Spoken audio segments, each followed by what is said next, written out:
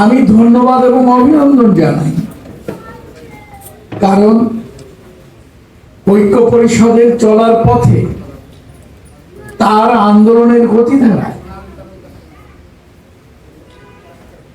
ঢাকার উত্তরের যে ভূমিকা, আমি এই ভূমিকাকে গৌরবোজ্জ্বল মনে করি এবং এই গৌরবোজ্জ্বল ভূমিকাকে ভবিষ্যতেও আপনারা ঐক্যবদ্ধভাবে এগিয়ে নেবেন এই প্রত্যাশা ব্যক্ত করে আমি সংক্ষেপে দু একটি কথা আপনাদের সামনে বলতে চাই।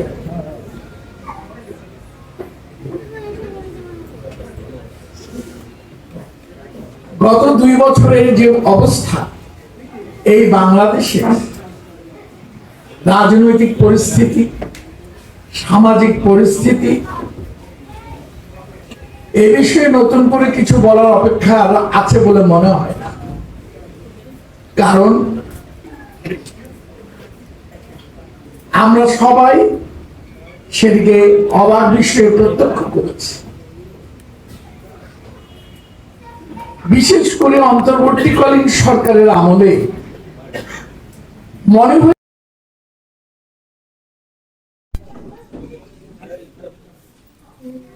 যে আমাদের একটি প্রত্যাশা ছিল 5ই আগস্টের পরে, যেদিন Nobel laureate doctor Mohammad Yunus দেশে এলেন,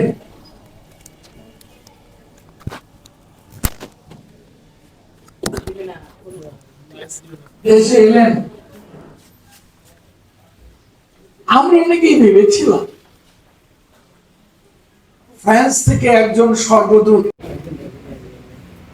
আমাদের কাছে নেমে এসেছে।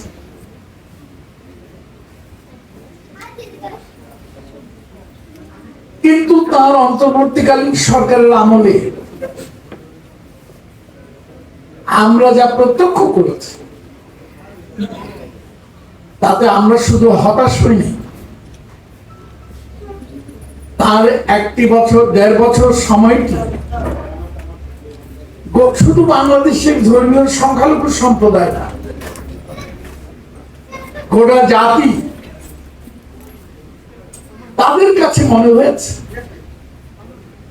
বাংলাদেশের 52 বছরের যে রাজনীতি,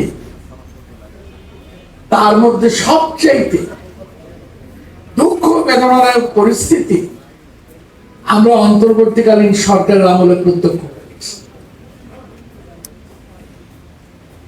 আপনারা জানেন 5ই আগস্টের পরে 8ই আগস্ট তিনি যখন দেশে ফিরলেন, অনেক কথাই বললেন। তিনি বিমানবন্দরেই বললেন ঢাকায় গোটা দেশের সমাজটি আজ ভাগ হয়ে গেছে। তিনি এই সমাজটিকে ঐক্যবদ্ধ করতে চান এবং এই ঐক্যবদ্ধ সমাজটিকে নিয়ে তিনি যান এবং তার মধ্য দিয়ে দেশকে সামনের দিকে এগিয়ে নিতে চান। বিমানবন্দরে তিনি এই কথাটি বলেছিলেন। 8 তারিখ এই সরকারটি গঠিত হলো, অন্তর্বর্তীকালীন সরকার। তার 5 দিন পর 13 আগস্ট অন্তর্বর্তীকালীন সরকারের প্রধান ডক্টর মোহাম্মদ ইউনূস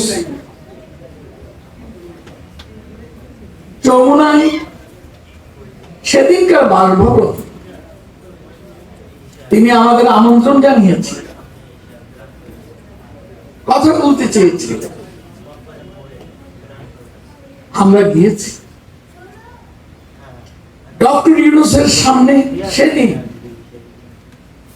ধর্মীয় সংখ্যালঘু জনগোষ্ঠীর পক্ষ থেকে আমি লিখিতভাবে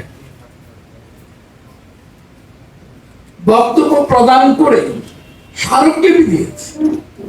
সেই স্মারকলিপিতে ওই 5 তারিখের পরে যে সাম্প্রদায়িক সহিংসতার ঘটনা ঘটছিল পুরো বাংলাদেশে, এগুলোকে যেমন দাবিগুলো আমরা তুলে ধরেছি এবং সাম্প্রদায়িক সহিংসতা বন্ধে তার আশু হস্তক্ষেপ কামনা করেছে। তার পাশাপাশি আমরা আমাদের ৮ দফা দাবিও তুলে ধরেছি।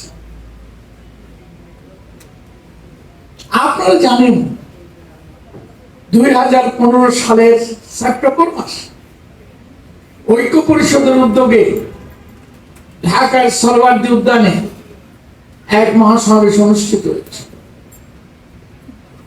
আপনারা অনেকেই সেই মহাসমাবেশে যোগদান করেছেন এবং এই মহাসমাবেশকে সফল করে তোলার জন্য ঢাকা মহানগর উত্তর সেদিন গৌরবোজ্জ্বল ভূমিকা পালন করেছে। সেখানে তৎকালীন মানবাধিকার কমিশনের চেয়ারম্যান ডক্টর মিজানুর রহমান তিনি প্রধান অতিথি হিসেবে উপস্থিত হয়েছিলেন।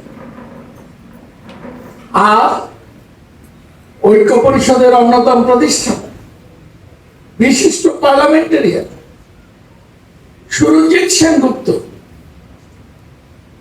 সেদিন এই সমাবেশের সরওয়ার্দী উদ্যানে তিনি উপস্থিত ছিলেন।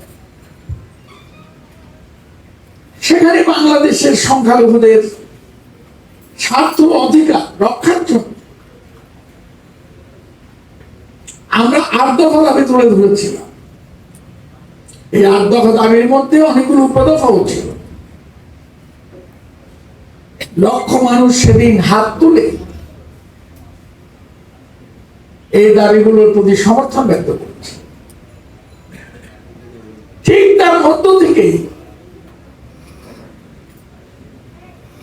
৮ দফা দাবিকে সামনে এনে ৮ দফা দাবি মানে পুরোটা না, সেখান থেকে চুম্বকে নিয়ে এসে